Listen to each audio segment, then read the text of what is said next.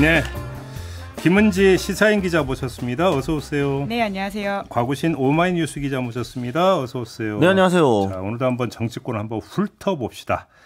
조금 전에 조정훈 의원하고도 이 얘기를 했는데 어대안이 맞습니까? 아닙니까? 어대안이요? 네. 어차피 당대표는 한동훈이라고 하는 것은 네. 뚜껑 열어봐야 안다 이렇게 이야기하시는 분들도 계시는 것 같습니다. 당원 모욕입니까? 아닙니까? 근데 당원 모욕이라는 표현은 사실은 이제 이철규 의원의 이제 위시풀 띵킹이 좀 들어간 게 아닌가. 당원 모욕이 되어서 네. 당원들이 반발을 해서 한동훈 전 위원장을 찍어주지 않기를 바라는 어떤 속내가 들어간 게 아닌가 싶기는 합니다. 당원의 자존심을 긁어서 반한 정서를 유도하는 발언입니까? 뭐 그럴 수도 있고, 사실 이제 친윤계에서 계속해서 이제 한동훈 전 위원장에 대한 견제구를 계속 집중적으로 던지고 있는 상황인 거잖아요. 네. 근데 이제 여기엔 좀 여러 가지가 섞여 있을 텐데, 일단 뭐 기본적으로 뭐 사감이 좋지는 않을 거고 이철규 의원이. 근데 그것과 별개로 지난 전당대회 때를 복기를 해보면은 실제로 어대한까지 가지는 않을 거다. 뚜껑을 열어봐야 알 수 있다라는 분위기가 형성되어 있기는 합니다. 이게 조금 전에 조정훈은 원내는 아니다 이렇게 얘기했거든요. 아, 그렇죠. 그거는 항상 이제 한동훈 전 위원장의 약점으로 꼽히는 원내의 지지 세력이 너무 없다라는 거가 항상 걸림돌을 작용을 하고 있고, 두 번째로 이제 어쨌든 가장 중요한 건 당원들의 이제 마음일 텐데, 김기현 전 대표 때 이제 그때 전당대회를 복귀를 해보면 굉장히 낮은 지지율로 출발을 했어요. 근데 다른 주자들 일부러 끌어안치고 용산에서 적극적으로 이제 그때 막 김장연대라고 해가지고 장제원 의원을 필두로 해서 서포트를 해주고 해서 용산에서 바람을 불어가지고 이제 띄워준 거잖아요. 네. 그건 뭐냐? 윤심이 작용을 한 거고 그 윤심에 당원들이 호응을 했다라는 게 중요한 겁니다. 그러니까 지금 친윤계에서의 바라는 마음 뭐냐면은, 아직까지는 물론 한동훈 전 위원장이 이제 비윤계의 기조로 전당대회에 출마를 할 것으로 추측이 강하게 되긴 하지만 어쨌든 공식적으로 땅 하고 이제 선 쫙 긋고 이제 파이트 한 건 아니잖아요. 갈등은 있었지만, 그러니까 전당대회가 본격적으로 시작하게 되고 한동훈 전 위원장이 비윤계의 어떤 그 뭐랄까요, 이제 중심점이 되면은 그 반대급부로 친윤계의 중심점이 새롭게 생기고 용산에서 그걸 지원하게 된다면은 당원들이 지금 여론조사에 나오는 지지층들의 그런 것처럼 한동훈 쪽으로 쏠리지 않을 것이다. 오히려 친윤계가 새롭게 미는 용산을 등에 업은 후보 쪽으로 당심이 또 움직여 줄 거다. 이런 기대가, 그게 맞을지는 뚜껑을 정말 열어봐야겠죠. 네, 있는 걸로 보입니다. 김은지 기자는 어떻게 진단하세요? 예, 선거 생물이니까 당연히 열어봐야지 알 수 있다 이런 차원에서 드린 말씀이긴 한데요. 네. 근데 그 이철규 의원의 이제 당원에 대한 배신이라고 했었나요? 모욕이라는 이야기는 첫 번째 우선 이철규 의원의 개인적인 인연과 뭐 악연이라고 할까요? 그런 것들 좀 실려 있는 부분은 있다라고 평가할 수 있고요. 지난 선거 당시에 이제 한동훈 전 비대위원장이 선거를 총책하면서 이제 이철규 사무총장과도 좀 관계가 좋지 않지 않았습니까? 그 비례 공천 이럴 때 좀 충돌하고 했었죠. 그때 실제로 이제 그 비례 공천 번호 바꿔야 된다라는 이야기를 했는데 아예 뭐 일고도 하지 않고 그것들을 치워버렸던 전례가 있기 때문에 기본적으로 이제 이철규 의원의 어떤 이 감정이 실려 있었다라고 볼 수 있는데요. 다만 이제 원내 중진들, 특히 조직표를 가지고 있는 사람들의 어떤 심경도 같이 담겨 있는 부분이라고 읽어야 되는 게 있습니다. 아까 이제 조정훈 의원이 이제 원내 이야기를 했던 거와 비슷한데요. 그러니까 지금 민심이 20% 들어가 있다라고 하지만 여전히 당심 80%라고 하는 것이죠. 여론조사에서 당심에서 여전히 한동훈 전 비대위원장이 높게 나온다고 하지만 나경원 의원 같은 카드들은 이제 쉽게 보기 어렵다라고 하는 지점이 있고요. 네. 특히나 룰 세팅에 결선 투표를 넣어놨기 때문에 우선은 소위 말하는 친윤계와 전략적 제휴를 하게 되는 이제 뭐라고 할까요? 이 비윤도 아니고 친윤도 아니고 뭐 애매한 비한 후보라고 하겠습니다. 비한 후보가 생긴다라고 한다면 그 비한 후보가 1차 경선에서 이제 결선 투표를 가는 전략을 쓸 수도 있다라고 하는 것이죠. 근데 이제 그러니까 이철규 의원이 했던 말 중에 재밌었던 말이 뭐냐면, 저는 이제 한동훈 전 위원장에 대해서 평가를 하는데 윤석열 대통령과 제일 가까운 사람이 맞고 제일로 큰 수혜를 입은 사람이다라는 식으로 이야기를 했어요. 중간 간부에 불과하던 사람을 발탁해가지고 법무부 장관이 정권 줬다. 이 말은 뭐냐면은 배신자 프레임을 다시 한번 써먹으려고 한다. 그러니까 유승민 전 의원이 사실은 요 배신자 프레임에 걸려가지고 계속해서 정치적으로 발목을 잡히고 있잖아요. 한동훈 전 위원장이 비윤 쪽에 깃발을 드는 순간 아마 친윤계에서는 어떻게 한동훈이 하면서 이 배신자 프레임을 다시 한번 작동을 시킬 것으로 보입니다. 그런데 이철규 의원은 알겠는데 김기현 전 대표도 저격을 했잖아요. 한동훈 전 위원장은. 왜 그런 거예요? 일단 사감도 좀 있지 않겠습니까?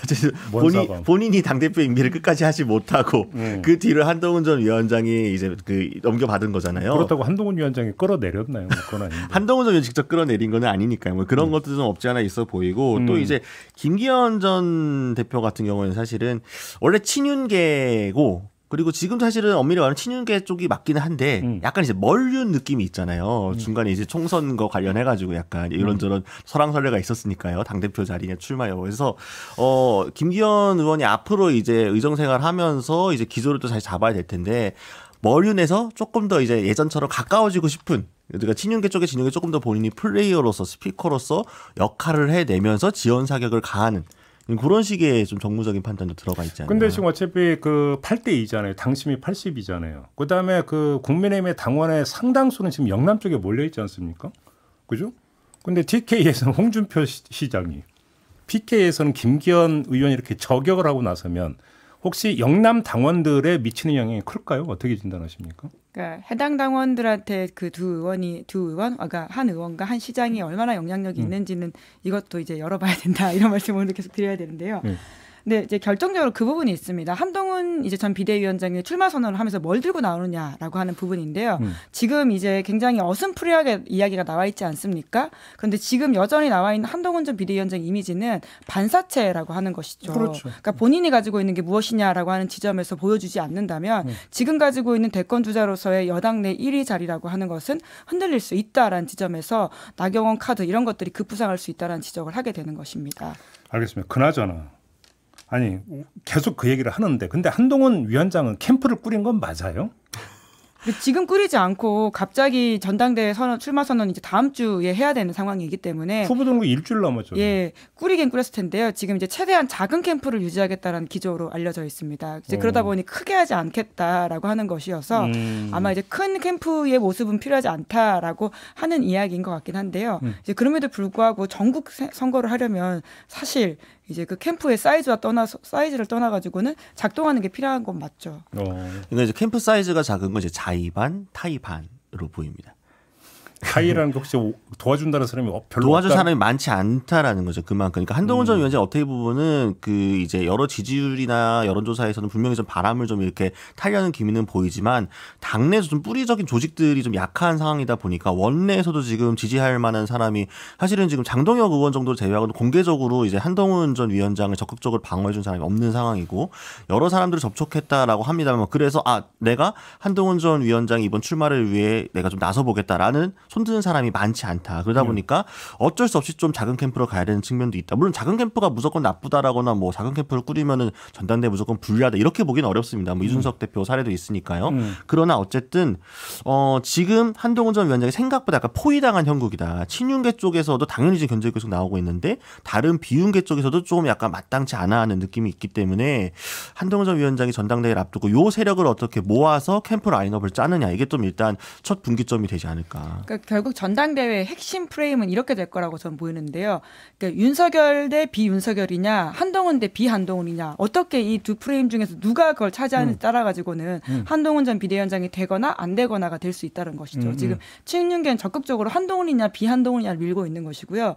근데 사실 딜레마가 한동훈 전 비대위원장이 본인이 적극적으로 비윤 후보라고 아직까지도 밝히고 있지 않거든요. 근데 전당대회에 여러 차례 토론회가 예정이 되어 있는데 그때 본인의 입장이 무엇인지를 선명하게 들고 나오지 않으면 굉장히 좀 불리한 지점들이 있다라는 건데요. 왜냐하면 지금 당장 최상병 특검법 관련된 이야기만이 아니라요. 그러니까 김건 여사 수사 관련돼 있는 이슈들이 당장 7월 달에 매조지어져야 된다라는 이야기가 많습니다. 왜냐하면 9월에 새롭게 이원석 검찰총장의 후임자가 들어서야 되는데 그러려면 7월 정도에 청문회가 있어야 되고요. 이 수사에 대한 본인 입장이 도통 무엇이냐. 그리고 이제까지 있었던 검찰 인사에 대한 좌천성 승진이라고 하는 것에 대한 본인의 생각은 뭐냐. 이런 것들을 아주 집중적으로 공격받을 것이거든요. 지금 김문재 기자가 윤석열이냐 아니냐의 구도냐 한동훈이냐 아니냐의 구도냐라고 물어보는데 제가 볼 때는 전자일 수밖에 없을 것 같은데요. 왜냐하면 기자들이 계속 물어볼 거 아닙니까? 윤석열 대통령에 대해서 어떻게 생각하세요? 김건희 네. 수사는 어떻게 생각하십니까? 최상병 특검법 어떻게 입장이 무엇입니까? 계속 물으면 그건 결국 윤석열 대통령 그 틀 속에서의 접근이잖아요.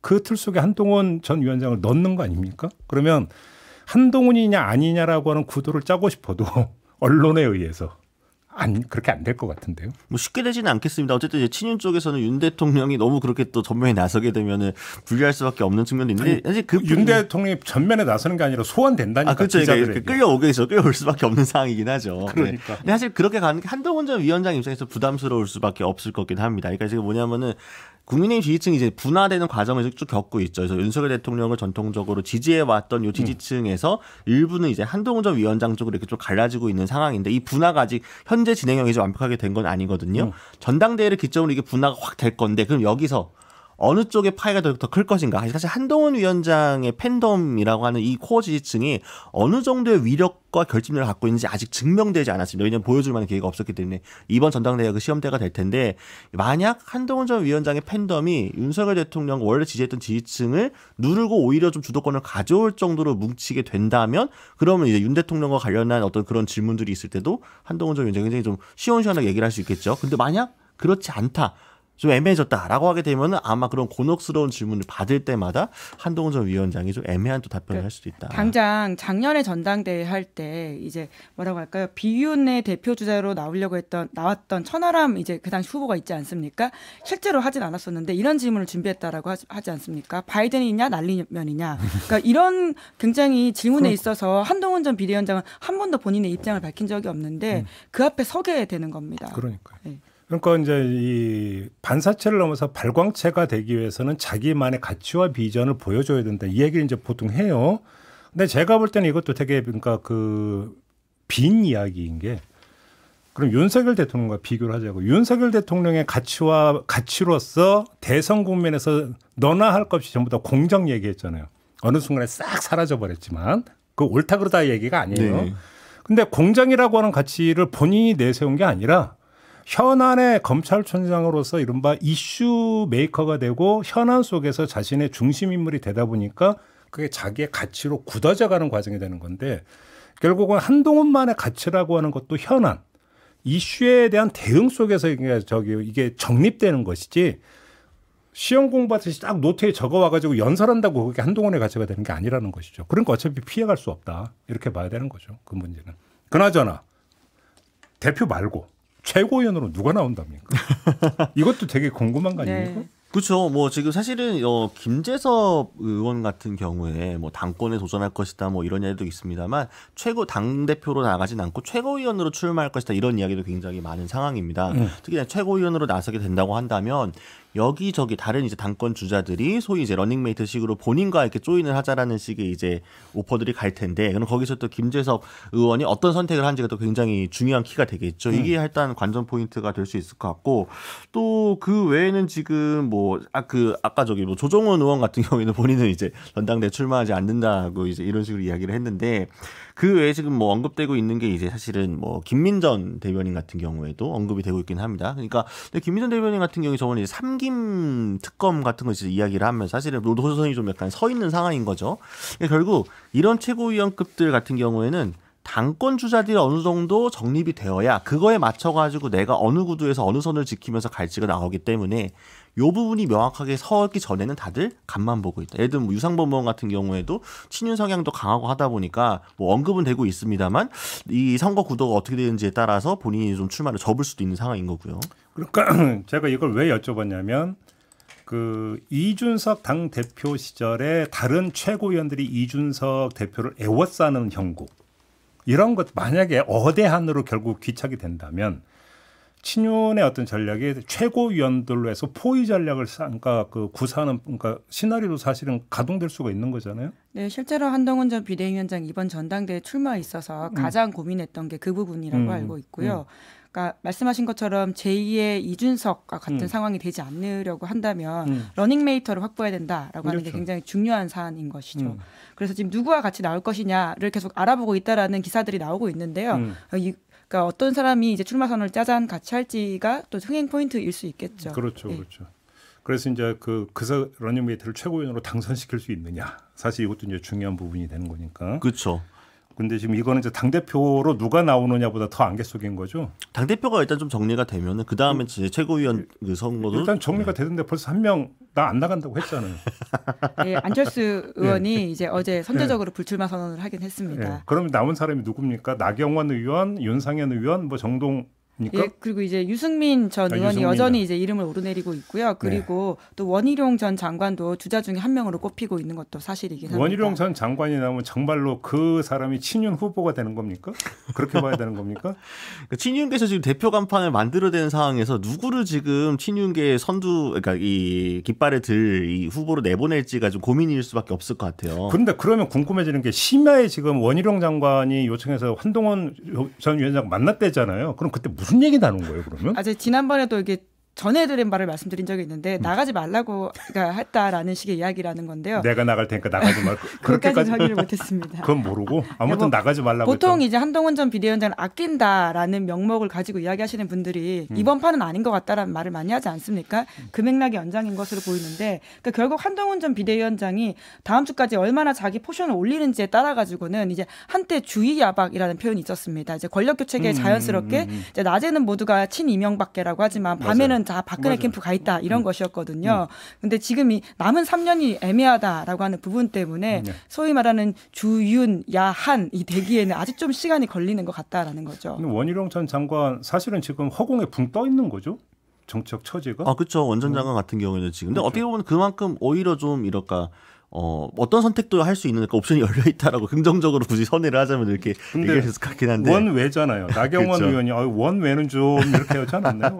며칠 전에? 그렇죠. 네. 본인이 또 어쨌든 어제 그 라디오 인터뷰에서도 어쨌든 예전에는 약간 낮아지는 것 같다는 출마하면서 다시 또 많이 올라간 것 같더라고요. 선언에 대해서. 알겠습니다. 이제 본격화되네요. 그 당대표 경선 구도가 본격화되는 거고. 오히려 전당대회 출마하는 사람이 많아지면 또 관전자인 언론 입장에서는 또 좀 재미가 올라가는 건 있다라는 생각도 들긴 합니다. 기사거리가 많아집니까? 여튼 경쟁이 있는 게 좋은 거니까요. 선거에서는. 그렇죠. 네, 어쨌든 지금 윤석열 대통령의 임기를 이 정도 남겨둔 상황에서 중요한 터닝 포인트가 될 수 있는 전당대회이기 때문에 이번 전당대회에서 당권을 누가 잡느냐도 당연히 중요한 거고 이 당권 주자로 나선 사람들이 사실상 다음 대권도 노리는 사람들이 대부분일 거기 때문에 그러면은 다음 대권에 또 어떤 영향을 미칠지까지 쭉 도미노처럼 연계되어 있는 상황이거든요. 그러다 보니까 뭐 모르죠. 친윤계 쪽과 이제 용산에서는 절대 이번 전당대회 때 그립을 놓치는 쪽으로 가고 싶지 않기 때문에 총력전에 나설 수밖에 없을 거고 한동훈 전 위원장 입장에서도 만약에 정말 이제 예상된 수순대로 그대로 쭉 비윤의 기조로 출마를 한다고 하게 되면은 정말로 정치적인 목숨을 걸고 여기서 해야 되는 거기 때문에 재밌는 승부가 될 수 있겠죠. 게다가 용산 입장에서는 나경원 의원도 진짜 친윤이라고 보기 어려운 사람이긴 하잖아요. 아니, 지난 전당대회에서 주저앉힌 사람이지 않습니까? 부위원장 자리 잘렸잖아요. 예. 그리고 그 과정에서 굉장히 여러 무리수가 있었다는 평가가 나오고 있는데 나경원 의원 마음 안에 이제 그 상황들이 굉장히 심연에 깊이 있다라고 볼 수 없고요. 예. 그러니까 지금이야 전략적 제휴를 하지만 용산도 분명히 이걸 알 겁니다. 나경원 의원이 언제까지 진짜 소위 말하는 비한 구도 안에서 본인과 결을 같이 해줄까에 대해서는 불안한 게 여러 가지인 것이죠. 윤상현 의원은 어떨까요? 안철수 의원과 손잡을 수도 있다 이런 말들이 있던데요. 아 그래요? 예. 아니 안철수 다양한 카드가 예. 합종 연행의 시간이니까. 그렇죠. 이제 사실 뭐 나경원 의원을 친윤으로 분류하는 것도 이상하지만 비윤으로 분류를 하기도 애매하다라고 말하는 이 상황이 그리고 아까도 말씀드렸지만 사실 친한계라고 꼽히는 분들 중에서 또 한때 또 친윤계가 있었고 이렇기 때문에 굉장히 뭐 개와 늑대의 시간이라는 생각이 들기도 합니다. 조성은 의원이 대표적으로 이제 원래 친한으로 분류됐다가 또 친윤으로 분류됐다가 이렇게 왔다 갔다 하는 그 사이에 끼었던 분이기도 하고. 여의도에서 주진우 의원 같은 경우에는 또 지금 뭐 친한계에 가깝지 않냐 이런 평가가 있기도 하거든요. 그러니까 정말 이 전당대회 구도가 딱 열려야지 이제 각자의 얼굴들 알 수 있지 않을까 싶기도 하고요. 그러니까 또 역으로 이런 게 있죠. 당 대표 경선을 거치면 개파 구도가 이제 그 강화가 되는 그 결과로서 또 이런 것도 있는 거니까 보도록 하고요. 그나저나 진짜로 그 보이콧 계속한대요. 국민의힘은. 국민의힘 보이콧. 여당은 어쨌든 뭐 보이콧 자체는 뭐 어쨌든 이어가는 거긴 한데 지금 이제 어떻게 보이콧을 그만둘지에 대한 고민이 좀 깊어지고 있는 것 같습니다. 어쨌든 이 의원총회 자체는 요 며칠 동안 이제 그만두기로 했고요. 이제 금요일까지 일단 쉰다라고 했고. 아까 제가 조정훈 의원한테 그래도 7개 받고 돌아가자라고 하는 그 당내 의견이 좀 있다면서요 했더니 초선 중심으로 있다고 하던데요. 상임위원장 후보급이 아니라? 그렇죠. 왜냐하면은 초선 의원들 같은 경우에도 처음 원내 딱 진입을 해가지고 존재감을 드러내고 기사도 좀 되고 본인도 얼마나 의욕 있겠어요. 의정 활동과 관련해가지고 그럼 그 전장은 당연히 상임위원회가 돼야 되는데 그 상임위원회가 열리지 않고 있으니 본인이 좀 존재감을 드러낼 수 있는 공간이 없는 거잖아요. 뭔가 보여주고 싶은데. 그렇죠. 왜냐하면 당장 지금 의욕적으로 딱 원내 배치 딱 달아가지고 하고 싶은 게 많을 텐데요. 게다가 그분들은 본인들이 여당 의원으로 당선됐다 거라고 생각하고 실제로 그렇잖아요. 근데 지금 모든 펼쳐지는 국면이라고 하는 게 야당 의원이지 않습니까? 이제 거기에 대한 답답함이라고 하는 게 초선 의원들한테 있더라고요. 혹시 그러면 이런 어떤 그 에너지가 분출이 돼가지고 혹시 합의에 도달할 가능성은 없을까요? 여야 합의에? 그러니까 저는 사실 계속 어제도 조금 그 2시간 동안의 비공개 회의를 그래서 혹시나 접점이 나올까라는 기대감을 갖고 좀 지켜보긴 했는데 네. 그러니까 지금 국민의힘이 조금 여지가 열리긴 했어요. 처음에 비해서. 그러니까 지난 주말에도 강경하게 뭐 어쩌고저쩌고 하고 있지만 물론 지금도 원론이 바뀐 건 아닙니다. 원상복구를 시켜놓고 원점을 재검토라고 이야기하지만 추경호 원내대표 지난주에 기자들이 여야 원내대표 회동 안 가세요? 그러면 공식적인 연락이 없어서 안 갑니다라고 굉장히 좀 불쾌한 감정을 보냈는데 이제 회동은 나가잖아요. 어제 만났죠. 네, 어제도 만났죠. 그다음에 네. 어제 만남으로 원내 수석 간에 그 협상하기로 했다고 또 발표하던데요. 그렇죠. 네, 그리고 7개 받을 거냐라고 물어봤을 때 여러 의견이 있어 조율 중이다. 이런 얘기로 하고 그러니까 계속해서 옵션을 열어놓고 여당에서도 약간 이거 어떻게 하면은 탈출할 수 있을까? 사실 이렇게 쭉 가는 거는 뭐 야당한테 발목을 잡을 수 있겠지만 여당한테 절대 좋은 구도가 아니기 때문에 어떤 식으로든 매서지어야 되는데 그 명분을 사실 국회의장에서 만들어주길 바라고 지금 이제 국민의힘 계속 이야기하고 있는 측면들이 있거든요. 네. 그러니까 어쨌든 지난주보다는 조금 더 협의 쪽에 가까워졌다. 그러면 시간이 좀 더 6월 국회라는 방점을 또 이제 시안을 찍어놨기 때문에 이달 안에 어떤 식으로든 타결점이 나올 가능성이 좀 있다. 그러니까 상황이 좋지 않다라고 하는 게 저희가 지난주에도 말씀드리지 않았습니까? 그러니까 지난 21대 국회에서는 이제 국민의힘이 여당일 때였고 지금은 이제 야당일 때였고 지금은 이제 여당일 때이기 때문에 다르다라고 하는 것인데요. 지난주에 김종인 전 비대위원장이랑 좀 통화하면서 물어봤어요. 그러니까 사람들이 그렇게 상황이 다른데 왜 이렇게 좀 판단을 잘 못하냐라고 하는 좀 날선 발언을 하시던데요. 그러니까 그런 이야기들 과거에 그 똑같은 전략을 썼던 비대위원장조차도 지금 국민의힘 가는 방향이 틀렸다라는 이야기가 나오고 있다 보니까 여론이 잘 안 보인다라고 하는 게 가장 큰 딜레마로 보입니다. 그러니까요. 그러니까 국민의힘 같은 경우는 이제 약간 이제 계산 착오가 있었던 겁니다. 국민의힘 내부적으로는 여당이 상임위를 다 안 들어가고 따로 특위를 끓이고 정부 관계자들도 상임위에 출석을 하지 않고 특위하고 각기 연계적으로 뭔가를 하게 되면은 여론과 언론의 관심도 결국 여권이 가져올 수 있다라고 이제 생각을 했을 텐데 네. 막상 진행을 해 보니까 특위에 그렇게 다들 관심이 없는 거죠. 네. 특위에? 네, 특위에. 특위 중심으로 민생 챙긴다고 했잖아요. 그러니까 민생을 이제 챙기시고 있죠. 그래서 오늘도 현장도 가고 뭐 하고 하는데 기자들이 따라 붙는 이 쭈루룩 이제 보면은 현장의 분위기가 나오잖아요. 얼마나 많은 기자들이 그걸 따라가서 현장을 보는지, 네. 그리고 취재 열기가 얼마나 뜨거운지, 또 실제 보도량이 어떤지. 최소한 지금까지 특위 출범하고 뭐 하고 했을 때 여당 특위에 대해서 언론이 일단 별로 관심을 갖지 않고 있어. 어차피 저 특위가 별다른 공신력이 없다는 거 알고 있기 때문에 야당들끼리만 나온다고 해도 결국 상임위 중심으로 돌아갈 수가 없거든요. 국회는. 그러니까 이제 그나마 그래도 기자들이 관심 갖는 특위는 어디예요? 의료개혁 특위가 일단 현안이 있으니까 그런 거고 그리고 정말 열심히 이제 하고 계신 이제 미디어 특위 정도랄까요? 미디어 특위. 그건 뉴스가 되긴 되던데요. 네, 그분 워낙 말이 세셔가지고. 미디어 특위의 활동은 좀 다른 의미에서 여러 가지 좀 주목을 받고 있긴 한데요. 또 하나 조금 제가 눈여겨봤던 거는 이제 그 세금 관련되어 있는 특위입니다. 이제 송원석 의원이 특위위원장인데 사실 정부의 입장과 국민의힘 그 특위의 입장이 또 살짝 다르거든요. 특히나 이제 TK 의원들 중심으로 종부세 관련된 이야기들이 지방재정 으로 들어가는 부분에 있어서 이걸 그냥 없애서는 안 된다라는 취지의 이야기를 하고 있어가지고 종부세는 받아가지고 이제 지자체에 나눠주죠. 예, 그렇죠. 특히나 이제 그 지방 재정이 어려운 곳 위주로 이제 크게 그것이 효능감이 있다 보니까 굉장히 좀 정부 여당이 서로 다른 이야기를 하고 있는 차원에서도 특위가 좀 그렇게 그렇죠. 효율적으로 보이진 않는다. 지방주택에서 종부세 내는 주택은 거의 없다고 봐야죠. 네, 극히 적다고. 예, 지방 재정 핵심이 이제 종부세이다라는 것들도 꽤 있습니다. 그러다 보니까 이제 TK 의원들은 또 거기에 대해서 굉장히 좀 다른 온도차로 이야기를 하고 있는 지점도 있고요. 그리고 이제 상임위가 좀 더 주목을 받게 되는 것은 사실 국민의힘 특위 입장에서 좀 부담스러운 상황일 텐데 당장 이번 주 금요일에 법사위에서 최상병 특검법 입법청문회가 열리는데요. 라인업이 화려합니다. 박정훈 대령이 공식적으로 발언을 할 수 있는 기회가 열리는 곳이거든요. 그러니까, 예. 과거에 윤석열 대통령이 검사 시절에 징계받고도 그 국회 나와가지고는 발언을 하면서 아주 스타가 됐던 딱 그 장면이 연상이 되는데 뿐만 아니라 이종섭 전 장관, 임성근 전 사단장 다 나오기 때문에 상임위가 훨씬 더 오히려 지금 국민의힘이 들어가서 입장을 이야기해야 되는 게 아니냐라는 말이 나오고 있는 거죠. 그러니까요. 아까 JB타임에서 그 얘기했는데 막판 회고는 안 하겠죠? 출석하겠다던 증인들? 뭐 그러진 않지 않을까요? 네. 묘밑에서 뭔가 접촉이 있을지 모르겠습니다. 아무튼 국민의 입장에서는 그날 입법청문회 들어가서 방어해야 되는 거가 아주 중요한 포인트거든요. 그래. 방어로 들어가야 되는데 그럼 들어갈 명분이 생겨야 되니까. 그러니까 저는 그래서 그게 이해가 안 된다라는 거예요. 국민의힘이 보이콧을 하고 있는데 어차피 여권 그 범위 안에 있다고 볼 수 있는 증인들이 출석을 한다? 그럼 이게 뭔가 지금 서로 어깃장이 난 거냐? 그럼 아예 지금 대화가 안 되고 있는 거냐? 또 뭐냐 이게?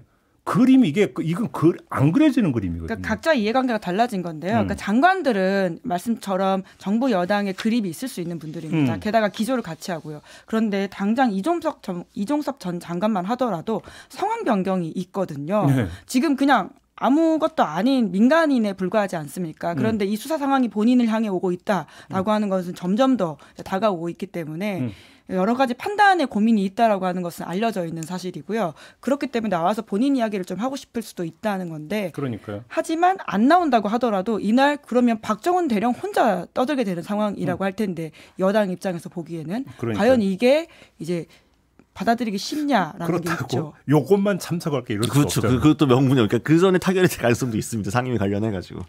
알겠습니다. 네. 지켜보도록 하고요. 마지막으로 우리 두 기자께 제가 기자 힘을 강조했습니다.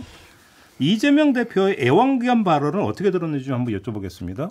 어떻게 들으셨어요? 박우신 기자는? 저요? 아니 사실 이제 랩덕이니 워치덕이니 하는 말이 실제로 언론학계에서 쓰이는 말이고 종종 그러니까 쉽게 찾아볼 수 있는 용어입니다. 그리고 저도 사실은 종종 쓰는 말이기도 하고요. 그렇기 때문에 애완견이라는 말 자체 가지고 이렇게 막 하는 건 저는 이제 빈곤 포르노 때 논란이 좀 비슷하게 떠오르더라고요. 그러니까 빈곤 포르노라는 말도 있는 말이고 그게 뭐 대단히 무슨 뭐 엄청 뭐 그 막 조야하거나 뭔가 이렇게 비하하는 발언은 아니거든요. 다음에 이제 쓰여있던 맥락에서 보았을 때 또 정치인이 공식적인 자리에서 발언하다 보니까 이게 다른 의미의 이제 맥락을 갖게 되고 쿵 떠버렸고 오히려 저쪽에 빌미만 주게 되는 이런 식인 건데 저는 사실은 전문을 보았을 때 그러니까 왜 썼는지는 알겠다 이런 표현에 대해서 이재명 대표가 왜냐면 어쨌든 그 이제 노정면 그 의원이 이제 얘기를 한 것처럼 사례들을 언급을 하면서 본인이 지금 보도 양태에 대해서 어떤 비판적으로 바라보고 있는 거고 일부 언론의 보도에 대해서 문제를 제기한 거잖아요.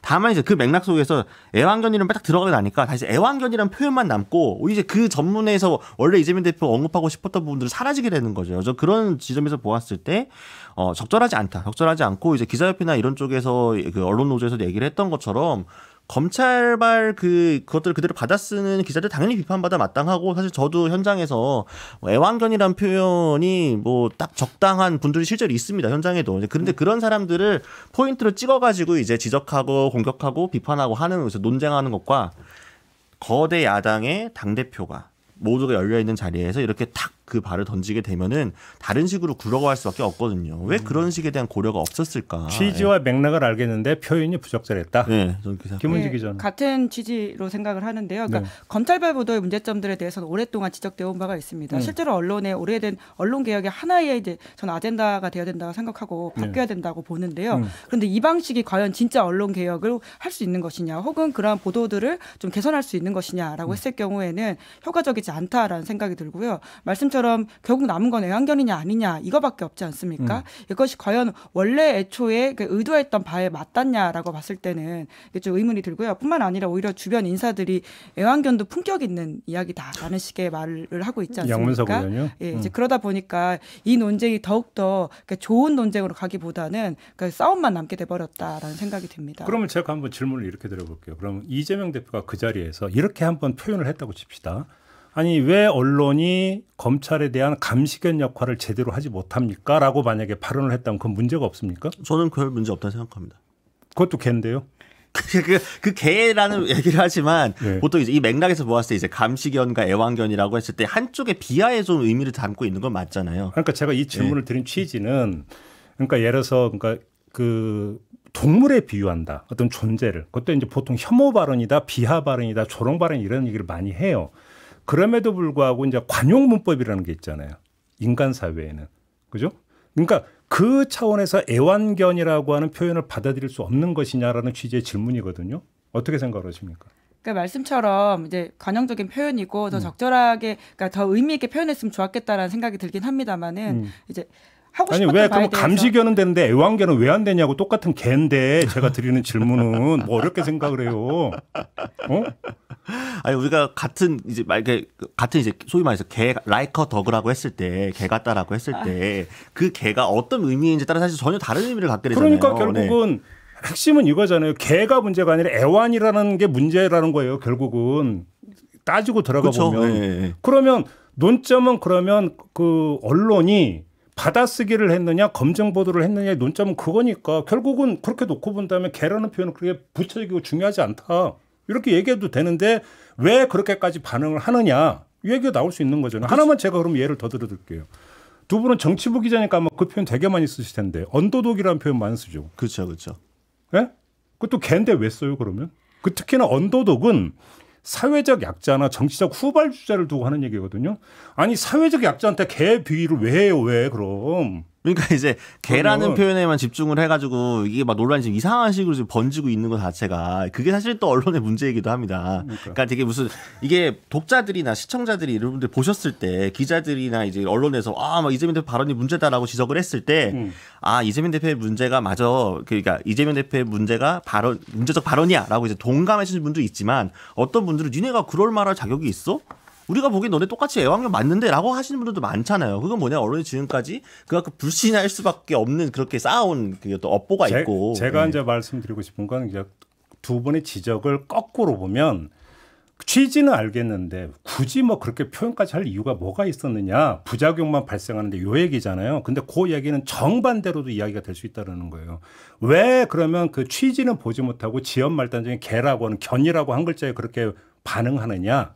요 얘기도 성립이 될 수 있다라는 거죠. 그렇죠. 이 부분들을 좀 이제 그 봐야 되는 부분이 하나가 있는 것 같고, 그래서 제가 한번 찾아봤어요. 저도 이 문제를 어떻게 정리해야 될까 싶어 갖고, 그러면 정치권에서 개 비유를 얼마나 썼는가 이걸 한번 찾아봤어요. 그랬더니 당장 두 개가 눈에 들어오는 게 있더라고요. 하나는 우리가 견찰이라는 표현을 주고 있어요. 그죠? 개견자 써서 견찰. 근데 제가 이름은 얘기를 안 하겠는데요. 지금 그 조국 혁신당 의원이 된 박은정 검사가 성남지청에 있을 때 그때 성남 FOC 그 수사 문제 가지고 국민의힘이 강하게 반발한 적이 있었어요. 그때 거기 몰려가서 모 의원이 뭐라고 하냐면 검찰이 견찰이 됐다고 표현을 했어요. 그러면 그때 언론이 지금 애완견에 대해서 지적하는 만큼 강하게 성토를 했느냐. 그런 표현을 하나를 물어보고 싶은 게 하나가 있고 또 한 가지는 홍준표 시장이 한동훈 위원장을 계속 저격을 하잖아요. 보니까 얼마 전에 사냥개 노릇을 했다라는 표현을 썼더라고요. 한동훈 위원장을 향해서. 그거야말로 인신모욕 아닙니까? 그러면 언론이 그거에 대해서 애완견 표현에 대해서 막 그렇게 막 지적을 했던 것만큼 보도를 했느냐? 안 했던데요. 그러니까 이제 이게 직군 이기주의라는 말이 나올 수밖에 없는 거죠. 그러니까. 다른 잣대로 들이밀고 하는 거 아니냐. 그러니까 그런 지적들은 좀 엄밀하게 거기다가 해서, 뭐 사냥개냐 견찰은 관용 표현도 아니잖아요. 그거는. 또 갑자기 그런 말씀하시니까 이준석 대표 양두구역 개고기 한마디 했다가 또 이렇게 쫓겨나지 않았습니까? 저는 그 생각도 했어요. 왜냐하면 양두구역이나 토사구팽이다, 뭐 견마지로다. 근데 그 얘기는 제가 안 하는 게 우리가 보통 혐오다, 모욕이다 이런 거 할 때는 행위에 대한 비판이 아니라 존재에 대한 비판할 때 얘기하거든요. 근데 뭐 양두구역이다, 토사구팽이다, 견마지로다 다 개 들어가는 건데 그거는 행위에 대한 거니까 둘째 치더라도 사냥개는 지금 상대에 대한 저 규정이잖아요. 그잖아요. 근데 왜 그때는 그렇게 정치인이 어떻게 그것도 광역단체장을 하고 있는 정치인이 그렇게 품격 없는 언어를 쓰느냐라는 비판을 언론이 했느냐라는 거예요. 홍준표 시장은 사실은 평소에도 비판을 많이 받고 계시니까 워낙 많이 해서 할 때마다 저희도 이제 따옴표로 옮길 때 뒤에 이제 어미를 가지고 약간 이제 평가를 넣잖아요. 할 때. 언더독이라는 표현 쓰지 마요 앞으로. 저는 뭐 그러니까 농담이에요. 품격 있는 언어에 대한 이야기보다는 결국 명징하게 무엇을 좀 타깃해가지고 이야기했으면 좋겠다라는 지점일 텐데요. 그러니까 검찰발 보도에도 문제점들이 있죠. 그리고 이재명 대표가 지적하는 부분들이 있을 겁니다. 근데 그게 모든 언론의 책임인 것처럼 이야기함으로써 우리 전선을 넓혀버리는 게 과연 의미가 있느냐라는 식의 지적인 건데요. 예, 그러니까 애완견에서 과연 기자들이 혹은 뭐 물론 뭐 개에 비유하는 게 적절하냐는 좀 별건의 문제에 떠나서 그러니까 자기들 개라고만 이야기해서 지금 이 상황이 생겼냐라고 보기에는 또 조금 다른 맥락이 있다. 제가 볼 때는 그래서 결국 이거를 키우는 데에는 그 표현의 적절성보다는 이거를 어떤 이 이재명 대표의 사법 리스크 부분들을 계속 그러니까 부각시키고 이슈로 그러니까 끌고 가기 위한 하나의 디딤돌로 설정하고 있는 부분들도 작용하고 있는 게 아니냐. 이렇게도 얘기할 수 있는 부분이 있죠. 사실은 뭐 언론사에서도 실제로 이런 것들을 활용해서 쓸 때 말씀하신 그대로 디딤돌로 쓰는 부분들이 분명히 있죠. 그러니까 굳이 그러니까 언론에서도 사실은 이거 한 마리에 집착해가지고 막 근데 또 조회수 나오니까 엄청 쓰고 있겠죠. 아무튼 이렇게 하는 것도 좀 굉장히 부적절하고. 예. 그러니까 앞으로 언더독 쓰지 말고요. 종종 쓰는 파블로프의 개 비유도 많이 하거든요. 그것도 개니까 쓰지 말고요. 알았죠? 이건 꼭 농반지만. 네, 알겠습니다. 그러니까 도대체 기준이 없다. 그렇죠. 네, 네. 이런 말씀을 드리겠습니다. 네, 알겠습니다. 오늘 얘기 이렇게 마무리하죠. 네, 두 분 말씀 잘 들었고요. 저도 물러가겠습니다. 고맙습니다. 감사합니다. 고맙습니다.